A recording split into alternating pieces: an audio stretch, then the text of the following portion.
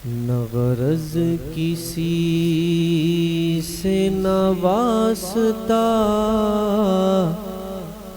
مجھے کام اپنے ہی کام سے، نہ غرض کسی سے نہ واسطہ، مجھے کام اپنے ہی کام سے، تیرے ذکر سے تیری فکر سے تیری یاد سے تیرے نام سے، تیرے ذکر سے تیری فکر سے تیرے نام سے تیری یاد سے، نہ غرض کسی سے نہ واسطہ، مجھے کام اپنے ہی کام سے، تیرے ذکر سے تیری فکر سے تیرے نام سے تیری یاد سے، خدا یا کرم کر بڑے عذاب میں ہوں، خدا یا کرم کر بڑے عذاب میں ہوں، کہ تیرے سامنے بیٹھا ہوں پر حجاب میں ہوں، کہ تیرے سامنے بیٹھا ہوں پر حجاب میں ہوں، خواب غفلت میں سوئے ہوئے مومنوں، خواب غفلت میں سوئے ہوئے مومنوں، عیش و عشرت بڑھانے سے کیا فائدہ،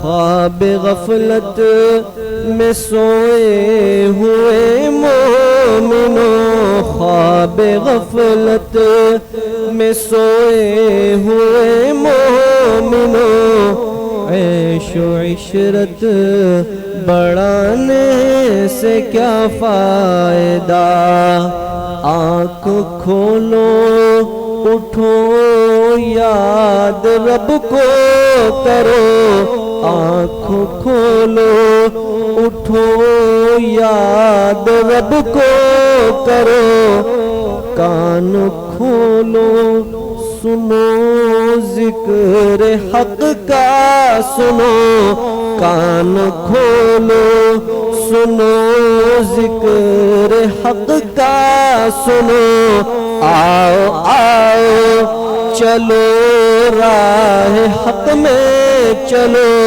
آؤ آؤ چلو راہ حق میں چلو، عمر یوں ہی گوانے سے کیا فائدہ، آؤ آؤ چلو راہ حق میں چلو، عمر یوں ہی گوانے سے کیا فائدہ، اپنے رب کو جوانی میں بھولا ہے تو، اپنے رب کو جوانی میں بھولا ہے تو، اور طاقت کے بوتے پہ پھولا ہے تو، اور طاقت کے بوتے پہ پھولا ہے تو، جب جوانی ڈھلے گی تو پچھتائے گا،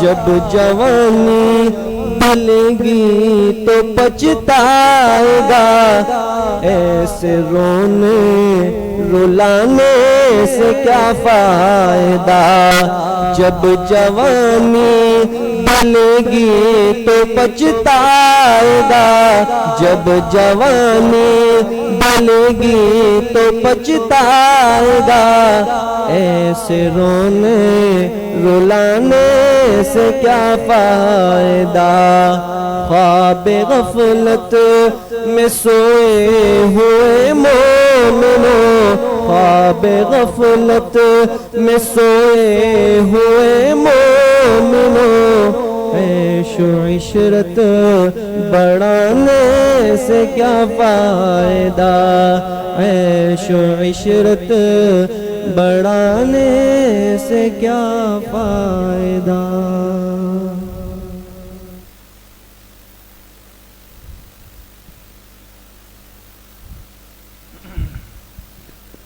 لا الہ الا اللہ محمد الرسول اللہ الحمدللہ رب العالمین، والصلاة والسلام علی سید الانبیاء والمرسلین سیدنا و مولانا محمد وآلہ واصحابہ اجمعین۔ یا اللہ یا ارحم الراحمین، ہمارے صغیرہ کبیرہ ظاہراً باطناً ہر طرح کے گناہوں کو معاف فرما دے۔ یا اللہ پوری امت کے گناہوں کو معاف فرما دے۔ یا اللہ جتنے ساتھی آج کی اس مبارک رات میں محبت سے آئے ہیں، آپ کے گھر میں بیٹھے ہیں، یا اللہ ان تمام کو اپنی بارگاہ میں قبول فرما لے۔ یا اللہ ہم میں سے ہر ایک کو اپنی محبت کا جام بھر بھر کے پینا نصیب فرما دے۔ یا اللہ ہم میں سے کسی بھی آنے والے کو محروم نہ فرما دے۔ یا اللہ اپنے محبوب بندوں کی فہرست میں ہم سب کو شامل فرما دے۔ یا اللہ جن بندوں سے آپ ناراض ہوتے ہیں ان بندوں کے ساتھ ہمارا نام لکھنے سے، ان کی صحبت سے ہم سب کو یا اللہ محفوظ فرما دے۔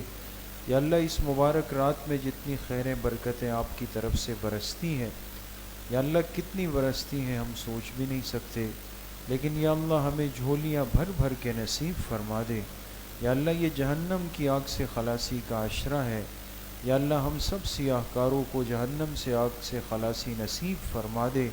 یا اللہ ساری زندگی گناہوں میں گزری ہے، نافرمانیوں میں گزری ہے، یا اللہ تجھ سے دور رہنے میں گزری ہے، تجھے ناراض کرنے میں گزری ہے، یا اللہ تیرے احکامات کو توڑنے میں گزری ہے۔ یا اللہ نادان تھے، شیطان کے بہکاوے میں آئے، لیکن یا اللہ آج کی رات ہمیں اپنے غلطی کا، اپنے گناہوں کا احساس ہے۔ یا اللہ ہم تیرے در پہ آ کے ہاتھ اٹھا کر بیٹھے ہیں، یا اللہ ہم سب کی توبہ کو قبول فرما لے۔ یا اللہ ہم سب کی معافی کا اعلان فرما دے۔ یا اللہ ہم سب کی مغفرت کا فیصلہ فرما دے۔ یا اللہ ہم سب سے راضی ہونے کا اعلان فرما دے۔ یا اللہ ہمیں بد نصیبی سے محفوظ فرما دے۔ یا اللہ بے برکتی سے محفوظ فرما دے۔ سب سے بڑھ کر یا اللہ اپنی ناراضگی سے ہم سب کو محفوظ فرما دے۔ یا اللہ اپنی رحمت کی چادر میں ہم سب کو جگہ نصیب فرما دے۔ یا اللہ قیامت کے دن اس سختی میں اپنے عرش کے سائے میں ہمیں بھی جگہ نصیب فرما دے۔ یا اللہ اس دنیا میں جتنی خیریں آج تک ہوئی ہے ان خیروں کے اندر ہم سب کا حصہ نصیب فرما دے۔ یا اللہ جتنے شرور ہوئے ان شرور میں ہمیں شامل ہونے سے یا اللہ محفوظ فرما دے۔ یا اللہ جس طرح آج تیرے گھر میں آ کر بیٹھے ہیں، تھوڑی دیر بیٹھے، تھوڑی سی بات سنی، تھوڑا سا تیرا مبارک نام کا ذکر کیا، لیکن یا اللہ جسم میں روح پیدا ہو گئی، آج پتہ چلا اصل زندگی کیا ہوتی ہے۔ یا اللہ ساری زندگی اس طرح پاک صاف صحبت سے، نیک ماحول سے، مسجدوں سے جڑ کر رہنے کی توفیق ہم سب کو نصیب فرما دے۔ یا اللہ بری صحبت سے محفوظ فرما دے، بری مجلس سے محفوظ فرما دے، برے دوست سے محفوظ فرما دے، بری نسبت سے محفوظ فرما دے، اور یا اللہ برے انجام سے محفوظ فرما دے۔ یا اللہ حضور علیہ الصلاۃ والسلام کی صحیح اور سچی محبت نصیب فرما دے۔ یا اللہ قیامت کے دن اپنے حبیب کی شفاعت ہم سب کو نصیب فرما دے۔ یا اللہ ہمارے دامن میں، ہمارے نامہ اعمال میں تو کوئی ایسی نیکی نہیں جو آپ کو دکھانے کے قابل ہو۔ یا اللہ ساری زندگی کی سیاہ کاریاں ہمارے نامہ اعمال میں ہیں، لیکن یا اللہ فضل کا معاملہ فرما کے ہم سے ہماری معافی کا اور یا اللہ ہماری مغفرت کا اعلان فرما دے۔ یا اللہ جب اس دنیا سے جائیں تو ایمان کی نعمت کے ساتھ ہمیں روانہ ہونا نصیب فرما دے۔ یا اللہ جب زبان اس دنیا سے منقطع ہو رہی ہو، جب سانس کی ڈور کٹ رہی ہو، یا اللہ جب موت کی طرف جا رہے ہو، اس سخت وقت میں جب شیطان حملہ آور ہو، یا اللہ ہماری زبان پہ کلمہ طیبہ لا الہ الا اللہ محمد الرسول اللہ کو جاری فرما دے۔ یا اللہ کلمے والی زندگی، ایمان والی موت ہم سب کو نصیب فرما دے۔ قبر کی سختی سے، قبر کے عذاب سے، قبر کی پکڑ سے، قبر کے دہشت سے، یا اللہ قبر کی وحشت سے ہم سب کو محفوظ فرما دے۔ یا اللہ ہم جب تیرے پاس اس دنیا سے رخصت ہو کے پہنچے، یا اللہ ہماری قبر کو جنت کا باغ بنا دے۔